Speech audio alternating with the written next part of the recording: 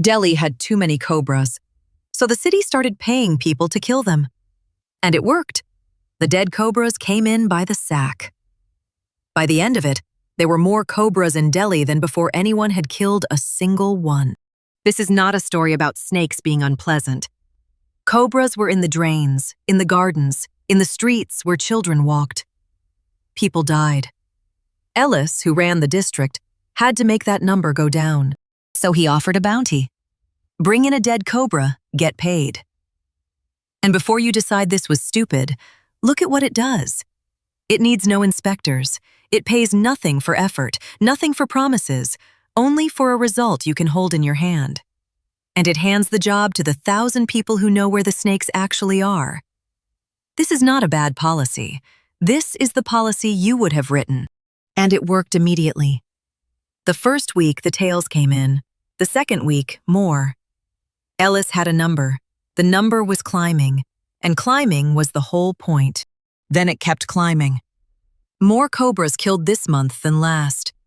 More again the month after that. Which raises a question Ellis was slow to ask.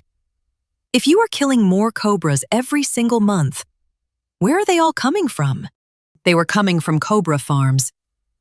If the city pays for dead cobras, and cobras are cheap to breed, then the fastest way to earn is not to hunt one dangerous snake in a drain.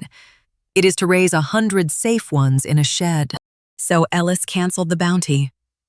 Which is when the farmers, now holding thousands of worthless snakes, opened the doors.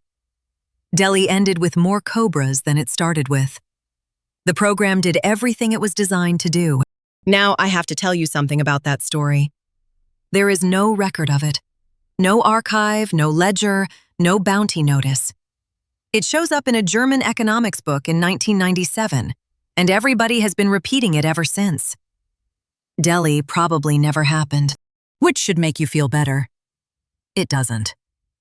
Because in 1902, in Hanoi, the French colonial administration ran exactly this program, against rats instead of snakes, with the plague coming.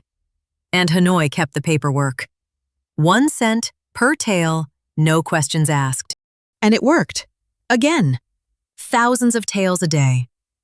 On the 21st of June, the city paid out for 20,112 rats. In one day. Whatever you think of the French administration in Hanoi, look at that number. That is a program working. Then the inspectors went down into the sewers and found rats. Alive, running around without tails. Because a tail is what you get paid for, and a live rat makes more tails later. Out in the suburbs, they found the farms. The bounty was scrapped. The rats stayed. And in 1903, the plague arrived in Hanoi anyway. 159 people caught it. 110 of them died. The tail count had been magnificent. So here is the shape of it. 2 lines. What you care about and what you can count. They move together, and that is exactly why you picked that number in the first place. It was a good measure. It was a good measure because it tracked the thing. Then you do the one thing that seems obviously smart. You set a target on the line you can count. And from that second on, only one of those 2 lines has 1,000 people pushing on it. The other one is nobody's job. An economist named Charles Goodhart wrote this down in 1975 about central banks. Any statistical regularity collapses once you put pressure on it for control. 20 years later, Marilyn Strathern said it in the sentence everybody quotes. When a measure becomes a target, it stops being a good measure. And notice what did not go wrong. The bounty never asked for fewer rats. It asked for tails. It got tails. 20,000 of them in a day. Nothing broke, nothing failed, nobody was incompetent. The program did exactly what it was written to do. It just wasn't written to do what it was for. Which is why the obvious fix doesn't work. Take out every cheat. No farms, no severed tails, everybody honest. It still happens. Because a tail was never the thing you wanted, it was a stand-in for the thing you wanted, and the moment you push on a stand-in, you are pushing on the gap between it and the real thing. You don't need liars, you just need someone watching the number. You do not run a colonial rat program. But somebody, somewhere, decided what your work looks like as a number. Tickets closed. Response time under 4 hours. And the week that number went up on the wall, the work quietly changed shape. One problem, split into 3 tickets, closes 3 times as fast. A reply that solves nothing still stops the clock. And here is the part nobody says out loud. The person who stays on one hard case for 2 days and actually fixes it has the worst numbers on the team. Nobody cheated. The board just cannot see what they did, so you fix the measure. Add a satisfaction score. Add a reopen rate.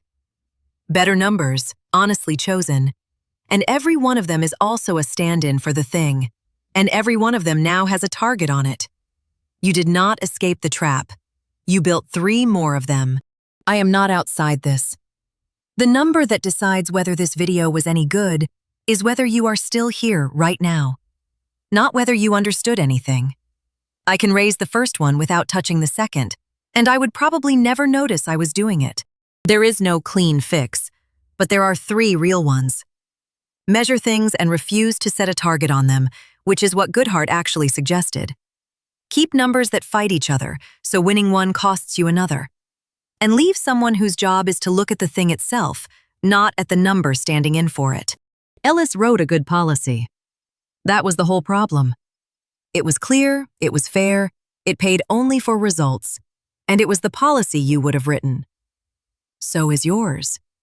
Your number is not going to drift because somebody lies to you. It is going to drift because it works. The only question left is whether anyone is still looking at the snakes.